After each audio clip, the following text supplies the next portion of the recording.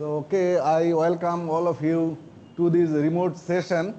Uh, I actually supposed to be uh, there, but due to unavoidable circumstances, I could not be with you. So just I am delivering my session from Bangladesh, and my university is Bangladesh University of Engineering and Technology, and in brief we call it BUET.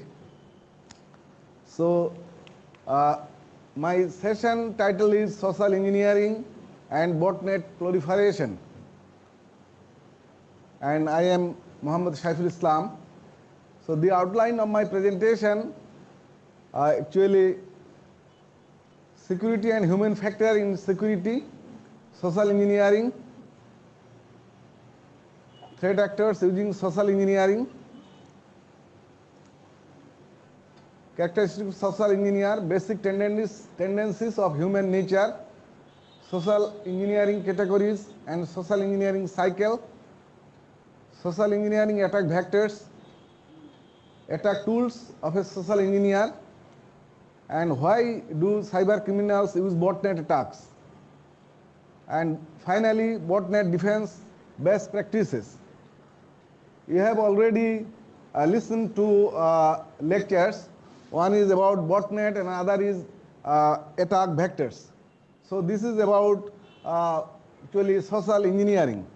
So first of all, let us see what is actually the security.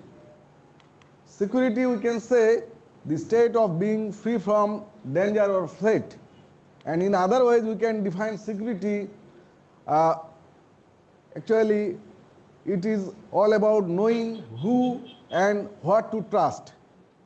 So it is important to know when and when not to take a person at their words, and when a person you are communicating with and what they say and who they are.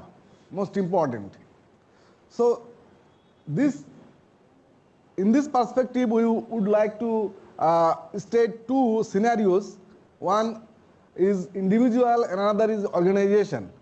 So let's see the security of an organization or a company. So a company may have purchased the best security technologies that money can buy,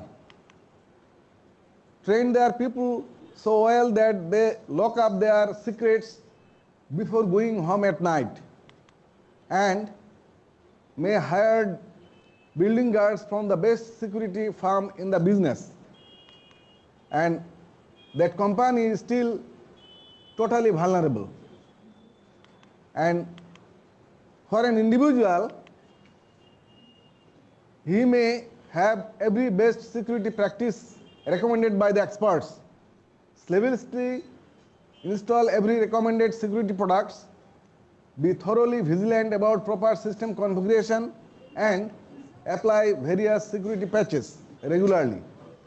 Still, the individual are completely vulnerable. So why? This is actually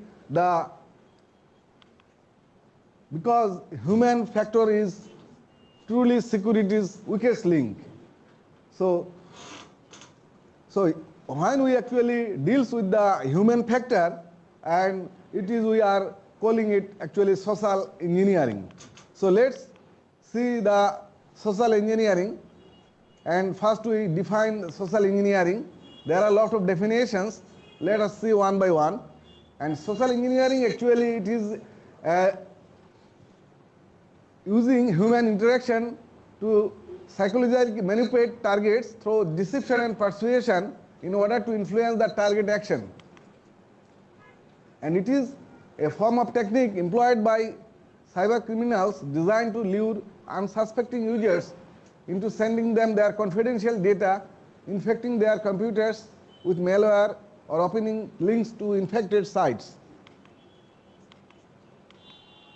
And social engineering often involves manipulating people into breaking normal security products, procedures, and best practices in order to gain access to systems, network, or physical locations for financial gain.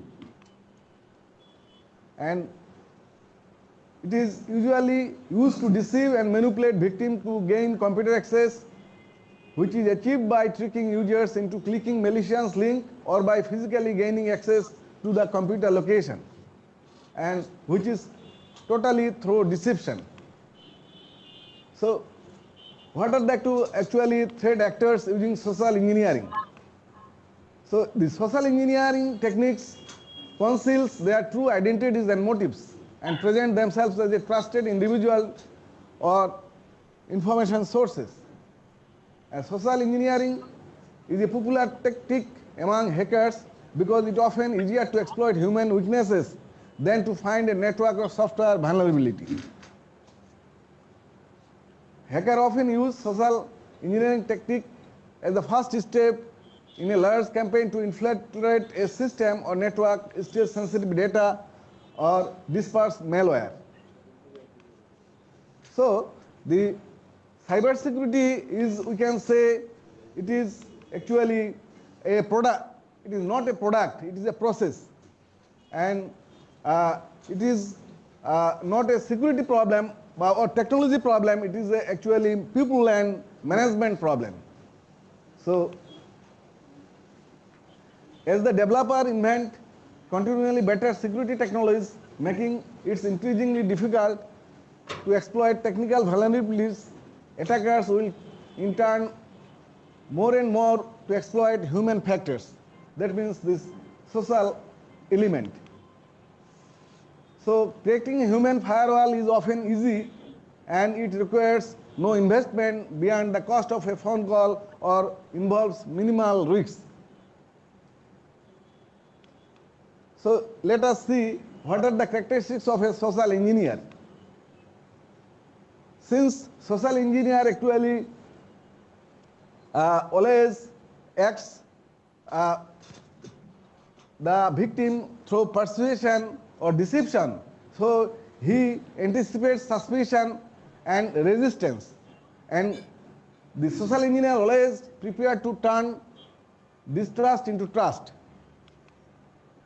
And the social engineer commonly apply techniques involve building a sense of trust on the part of the victim. And often social engineer cause a problem of the victim for the victim and then make victim grateful when he solves his problem. So the social engineer manipulates by pretending he needs the other person to help him.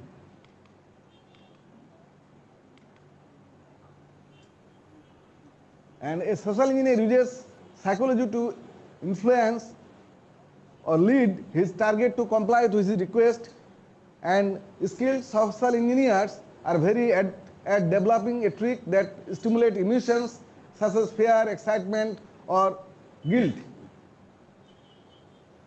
So often social engineers psychologically triggers automatic mechanism that leads to people respond to request without in-depth analysis to reveal the available information. So actually the social engineer often in a company target the entry level people, because the entry level people do not know the details of the organization hierarchy, and often it is easier to manipulate these people, and they actually reveal the information that it seems to them less important. So the entry-level people usually unaware of the value of specific company information or of the possible results of certain actions. Now let's see basic tendencies of human nature. Actually how the social engineer actually manipulates a human being. So there are actually 6 tendencies. These are authority, liking, reciprocation, commitment, social validation or proof, and scarcity. So let's see each element. When a actually person convinced to comply to the request of a higher authority, then the person actually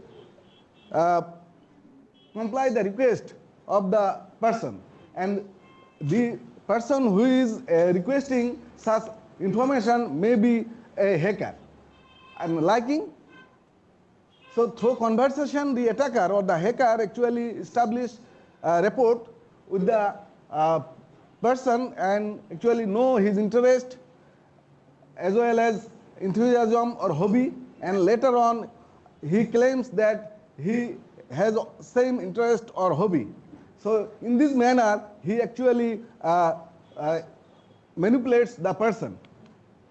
And reciprocation, when a person actually receives some help or gift from one person, he has some obligation to reciprocate. So just this way the hacker can get information from the victim. Another is commitment. Sometimes people actually commit publicly something to give, and once he or she has promised and actually someone requests some information, he usually reveals this information. And social validation, that means proof. Sometimes a hacker actually want to get some information, and he requests the victim to fill up a form or online survey form, and usually we do not want to fill this form, so he actually names some people of your department or your organization and who has actually higher authority, and believing that the person who is actually requesting you to fill up the form is actually the authenticate person, that actually he get the social validation and actually get information from you. And last is scarcity. So scarcity actually this is one mechanism to get information. One of the example, like the attacker sends email claiming that the first 500 people to register the company's new website will free ticket for an excellent movie. So the people may actually register and give their password which they are using in their company. So thus the hacker can get the password or confidential information from the victim.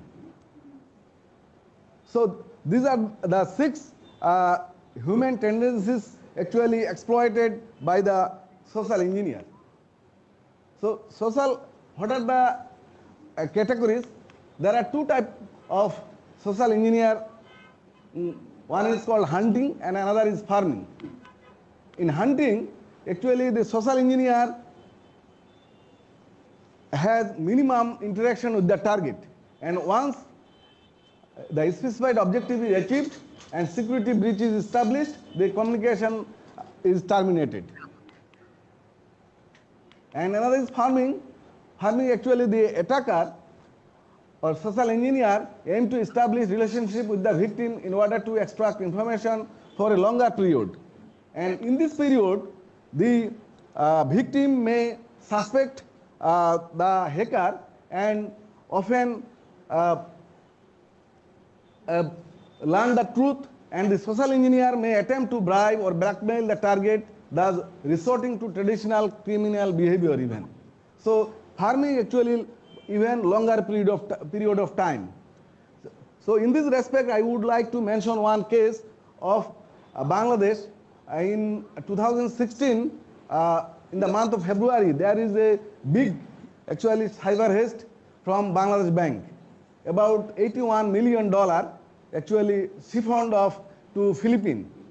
That time, actually, there are a lot of committees and they reveal that this is the act of social engineering, and the hacker actually established communication with the Bangladesh Bank employee for more than 2 years. So This is the case of farming. So now let's see the social engineering cycle. So social engineering has 4 cycles, actually 4 steps. One is information gathering, or we often call research, collecting information to help identify attack vectors and targets. Then relationship development, or often we call hook, develop communication with the target. And exploitation, then use information and relationship to infiltrate the system or target. And finally, execution, accomplish the ultimate goal. But the social engineer may have unique approach, and these steps may be repeated once or more, and even incorporate the use of other traditional attack technique to achieve desired result. So let's see the social engineering attack vectors. Actually, there are 2 types of social engineering attack vectors. One is called social approach. And in this approach, actually, the attacker or social engineer use just like tailgating, impersonating, eavesdropping, shoulder surfing, dumpster driving, reverse social engineering. So we will actually look into this in detail. And another is called socio-technical approach. That in this approach, actually there are some social and also technical. So both socio-technical approach. So let's see some social approach first. One is the social approach is tailgating. That means if somebody wants to enter a restricted area, then the person walk into a secured building by following someone with an authorized access card. So this is actually the tailgating. Another is social approach impersonating. So impersonating may be piggybacking, pretexting, or quid pro. So in piggybacking, the attacker aims to gain physical entry to a secured areas, and in this case, some actually organization hired third party to maintain IT system, and usually the some person from the IT firm actually come and maintain their system. So the hacker may acquire permission from the person with legitimate access by impersonating business entities who requires temporary admittance. And another is quid pro.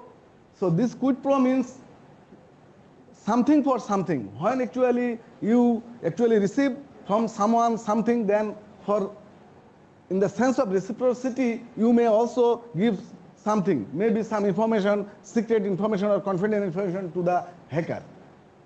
Other is pretexting. The attacker attempts to breach security protocol and gain access to credentials and personal information. And pretexting may be like this: urgent, ask for help, notify you that you are a winner. This may be through email.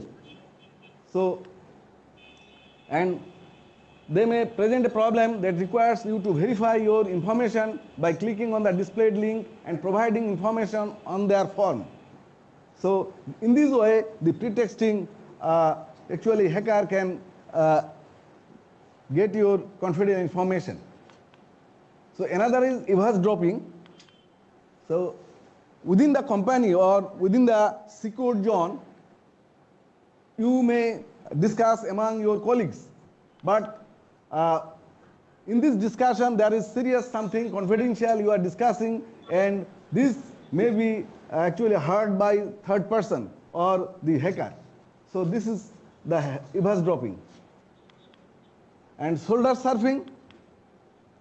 So it is the direct observation by surfing over victim's shoulder to collect personal information, typically used for extracting authenticated data. And other approach is dumpster diving. Usually, some information knowingly or unknowingly, the employee actually throw away some papers into their dustbin. So attackers acquire sensitive information, simply look through the garbage. And often individuals and organizations do not adequately dispose of documents, papers, even hardware from which can be retrieved confidential information. So there should be a policy for an organization how they will dispose their actually the waste papers or the hardware already they have used. And reverse engineering, that means reverse engineering, social engineering has 3 steps: sabotage, advertising, and assisting. So first, the hacker actually do something wrong with the victim's computer or system, then actually advertise that he can help to solve this problem. And the victim actually finding no way, or if he or she can not solve this problem, then actually he take the help of this particular advertiser. And this advertiser is nothing actually the social engineer. And when the attacker creates and plays a person that appears to be trusted, fabricates a problem for the victim and indirectly presents a viable solution. And thus, actually, he gets the information from the victim. Another is diversion theft. So diversion theft may be offline or online. Offline, the social engineer tricks a delivery or courier company into going to a wrong pickup or drop-off location. And online, the hacker or social engineer may involve stealing confidential information by persuading victim to send it to the wrong recipient. And now this socio-technical approach. So all these before we have seen the social approach. Now the socio-technical approach. The approach is phishing. So the phishing is like giving random people poisoned candy or hoping to eat it. And typically a phisher sends an email, instant message, a comment, or text message that appears to come from legitimate, popular company, bank, school, or institution.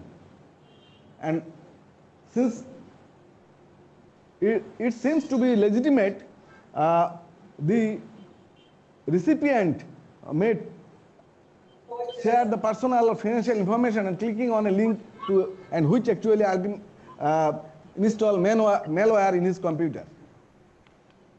This is a particular example of phishing. The email header, email body, and in the actually left side, you see the spam email often sends in large quantity and at certain times spam campaign, and it is the B1 at the example.com some and the email body, it is a track your parcel. So if you actually send some parcel somewhere, then someone actually sends you this mail, and you knowingly or unknowingly may click this, and when you click this, malware may be installed in your computer. So another is called spear phishing. Spear phishing is actually a highly targeted attack, and it usually tailored for a specific individual or organization. Social networking sites can be used by cyber criminals to mine data or potential victims. And another is whaling. Often it is called CEO fraud. So it is also phishing, but it targets the CEOs, CFOs, and other executives. So another is phishing. Phishing. So this like phishing, but it is a phone. It is usually through phone. Another is baiting. So baiting is when an attacker leaves a malware infected physical device such as USB flash drive in a place it's sure to be found. The finder then picks up the device and loads into her computer, unintentionally installing the malware in his computer. Another is water holing or watering hole. So this attack is like poisoning the village water supply and just waiting for them to drink from it. And this is one of the most advanced social engineering attack vector as it requires substantial technical knowledge.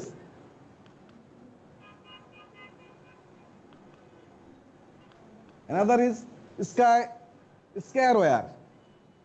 So in this technique actually the attacker scared the victim and claims to be the antivirus solution for this attack, and the victim simply tricked downloading the particular software and which actually install the malware in his computer. So the examples are Secure 2009, Adware, Punisher, Spy, Swift, XP antivirus. This. Another is honey trap, social technical approach. So in which social engineer pretends to be an attractive person to interact with the person online, fake online relationship and gather sensitive information through that relationship. Often another is rogue security software. So rogue security software is a form of malicious software and internet fraud that misleads users believing that this is a virus in their computer and they pay money for fake malware removal tool. And actually this tool install malware in his or her computer. The examples are NG Antivirus, Security Essentials 2010, Blue Frog and others. And all we know another is ransomware attack. It is also a socio-technical approach attack, and it involves 6 stages: creating the malware, deployment, installation, command and control, distraction and extortion. So when a ransomware actually encrypted some files, the victim has only 3 choices: paying the ransom to get back the encrypted files, or trying to restore the files from backups, or losing the data after refusing to pay the ransom. Another problem we every day face, the also social technical approach and social engineering is pop-up window. And you know it always, if the properly your desktop is not properly configured or laptop is not properly configured, it often very annoying, or the anti-malware is not installed in your computer, and unsuspecting users promptly does requested and the attacker will therefore have gained access. So we have actually seen the different types of attack: socio-technical attack or social attack, and then actually the social engineer uses some tools to do the social engineering. And so the physical security tools like cameras, listening device, GPS tracker, malware or smartphones, and phone attack tools, maybe burner phone or disposable phones, and computer-based attack tools. So let's see the computer-based attack tools. The social engineer can find tools for different purposes, such as to start and maintain conversation on instant messaging application like chatbots, information gathering, email attacks, or web-based attacks. And most of the common tools are Multigo. It is a tool, open source, intelligent, being used to gather and mine information. And SET, Social Engineering Toolkit, it is also an open source toolkit. And other is ALICE, Artificial Linguistic Internet Computer Entity. So let's see, why do criminals use the botnet? You know, actually the botnet, already one session is on that. So to steal financial and personal information, to attack legitimate web services, to extort money from victims, to cause unplanned application downtime by distributed denial of service, often we call DDoS attack, to validate list of leaked credentials, and to make money by selling zombie or botnets. So botnet assisted attacks, what are the actually these are web injection attack, URL spoofing, DNS spoofing, data collection on specific resources, and in addition to DDoS attack, actually the other are interception of user credentials, interception of bank data card data, substitution of transaction addresses, and another operation performed without users' knowledge but in their name. So let's before going to the best practices of botnet, let's see a scenario how botnet actually proliferate.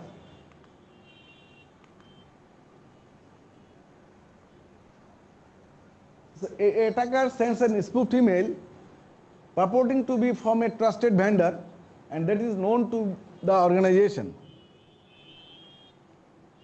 And the email message reference invoice document which is attached to the email. When employee opens this malicious document, it triggers automation embedded within it and execute the bot on an employee system. This bot may be mapped, network, share, used by the multiple departments within your organization. That means the attacker actually impersonated himself as a valid supplier, and he sends invoice, and knowingly or unknowingly, without verification, the employee actually opens this and does it install the bot in his computer. So how can actually we defense or we can prevent from the botnet? There are some best practices. We may look into this.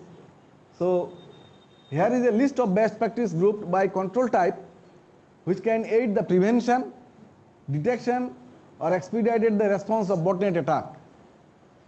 One is email security. So through email and actually through phishing, a lot of malicious activities actually or malware get into our computer. So email security is one of the important tools. So it may email security gateway, real-time block list, or spam uniform resource identifier, attachment type restriction, geolocation, domain-based blocking, sandboxing, and then endpoint security. Usually the end user may have in their computer antivirus, anti-malware, host-based intrusion detection and prevention system. Then obviously the group policy, that is the policy of the users, like Windows firewall will be enabled in the computer, end user computer, enforce automatic proxy configuration, application mapping, show file extension, and disable office macros, execution restriction.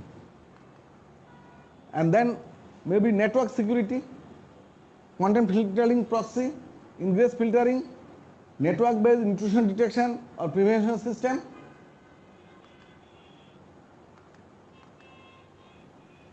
And one other important is access and identity management. And there is an incident response. If any incident happens, cyber incident, security team notification mechanism, well-defined incident response plan, threat containment, email parts, and then obviously to mitigate or defense the any cyber security education and training is important. Security awareness in the organization, security analysts skill training, and last of, if any incident happened, then business restoration should be there in a quickest possible way. So if there is a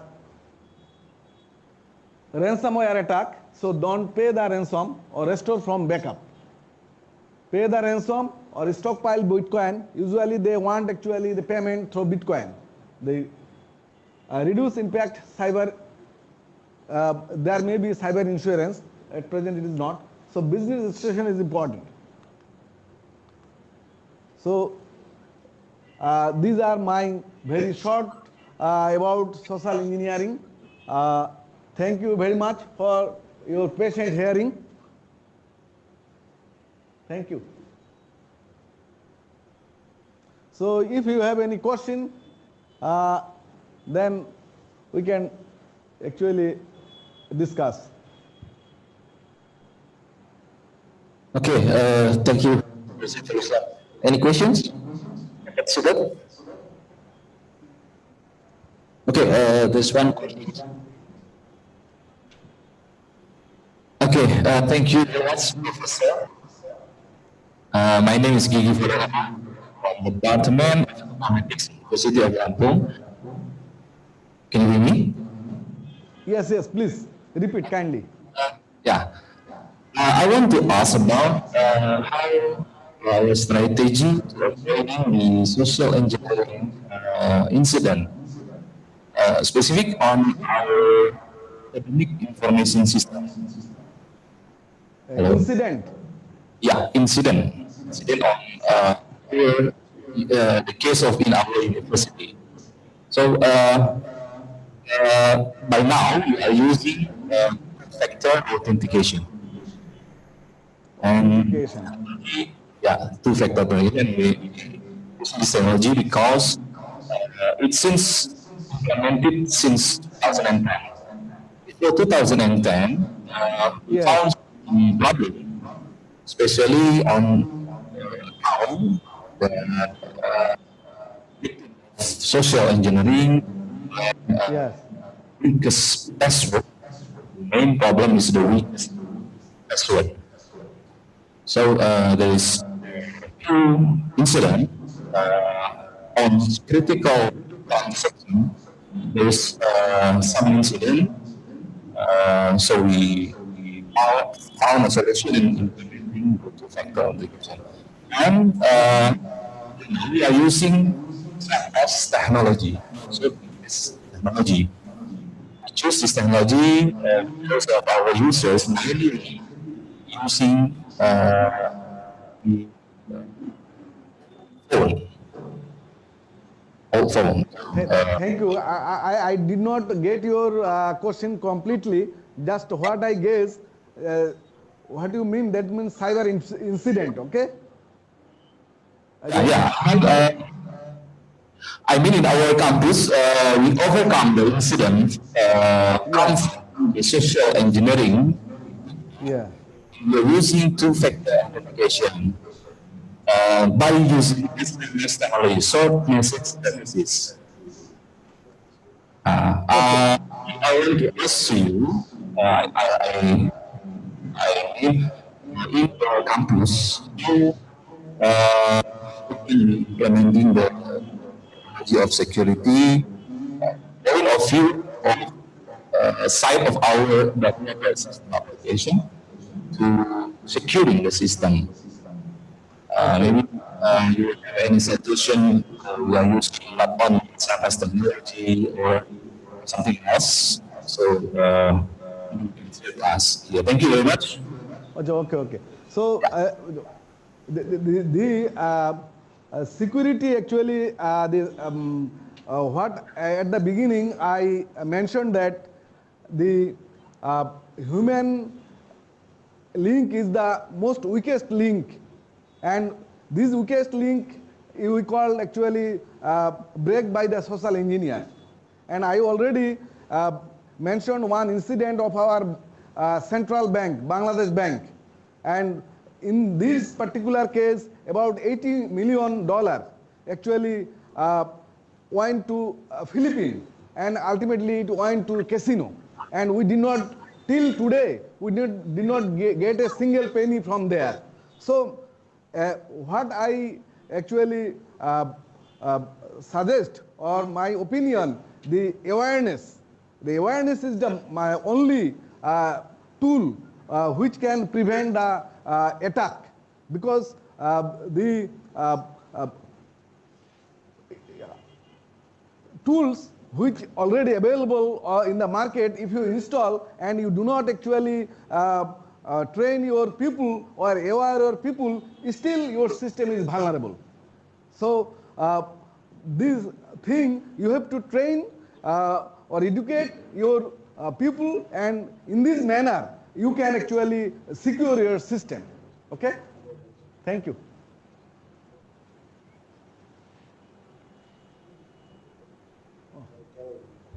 Okay. So any other question? Any other questions? No more questions?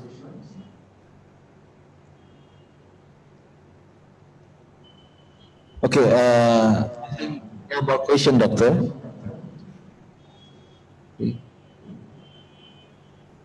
Okay, so I think if no more question, then the end of this questions.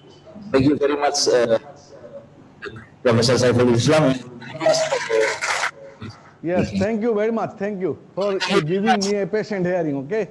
Assalamu alaikum. Salam. Okay, thank you. So, because we are in very late today, so now we move to a break session. So we will have a